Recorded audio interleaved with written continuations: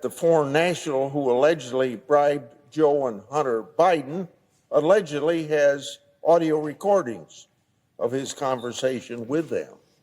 17 such recordings, 15 audio recordings of phone calls between him and Hunter Biden, 2 audio recordings of phone calls between him and then Vice President Joe Biden. Last week, I came here to speak to my colleagues about the Biden administration and the FBI playing games with the American people by hiding the FBI-generated 1023 document from Congress and the American people.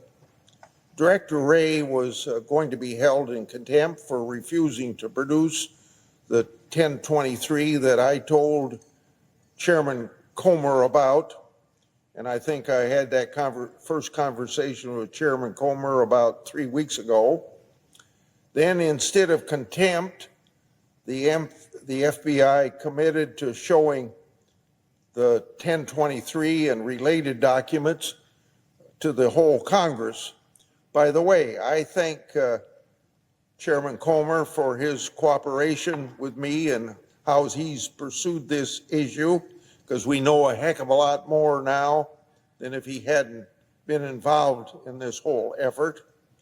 So the FBI showed, after the FBI committed to showing this document, they showed, but it didn't provide possession of the 1023 to the House Oversight Committee last week. And by the way, 1023 is unclassified. So why shouldn't the entire country know about what's in this 1023? As the public knows, that 1023 involves an alleged bribery scheme between then Vice President Biden, Hunter Biden, and a foreign national. The same allegations that Chairman Comer and I made public on May the 3rd of this year.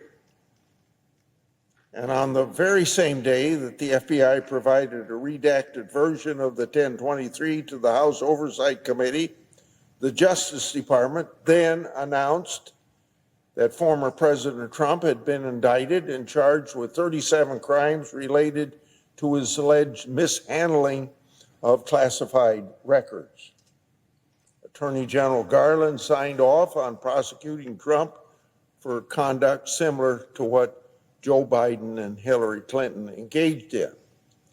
2 standards of justice in this country will turn our constitutional republic upside down.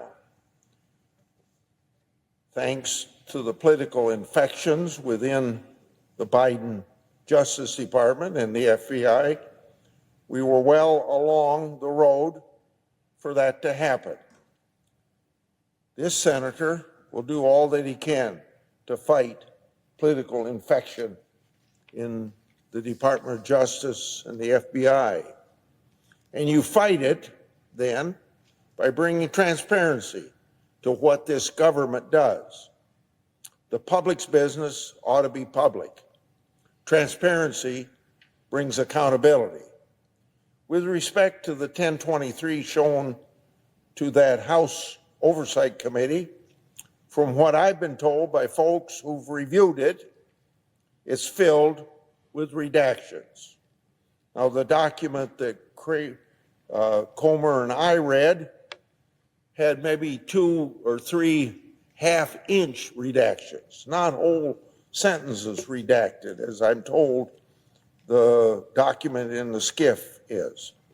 So, Director Wray placed redactions on a document that's already unclassified. As I've said before, unclassified. More than that, the FBI made Congress review a redacted, unclassified document in a classified facility. That goes to show you the disrespect that the FBI has for Congress. On a previous time on this Senate floor, I think I told my fellow senators that what's so unusual about an unclassified document being given to the public when, I think it was May the 18th of this year, there was leaked to the New York Times a classified document and even the name of a confidential human source. So we're kind of in a strange situation here. Classified document can be leaked to the New York Times, but a non-classified document can't be made public to 300 million Americans if they're interested in reading it. Now, accordingly, Congress still lacks a full and complete picture with respect to what that document really says. That's why it's important that the document be made public without unnecessary redactions for the American people to see. Can you believe redacting an unclassified document? So now, let me assist for the purposes of more transparency on this subject. The 1023 produced to the House committees redacted reference that the foreign national who allegedly bribed Joe and Hunter Biden allegedly has audio recordings of his conversation with them. 17 such recordings. According to the 1023, the foreign national possesses 15 audio recordings of phone calls between him and Hunter Biden. According to the 1023, the foreign national possesses 2 audio recordings of phone calls between him and then Vice President Joe Biden. These recordings were allegedly kept as a sort of insurance policy for the foreign national in case that he got into a tight spot. The 1023 also indicates that then Vice President Joe Biden may have been involved in bereavement employing Hunter Biden. Based on the facts known to the Congress and the public, it's clear that the Justice Department, the FBI, haven't nearly had the same laser focus on the Biden family. Special Counsel Jack Smith has used a recording against former President Trump.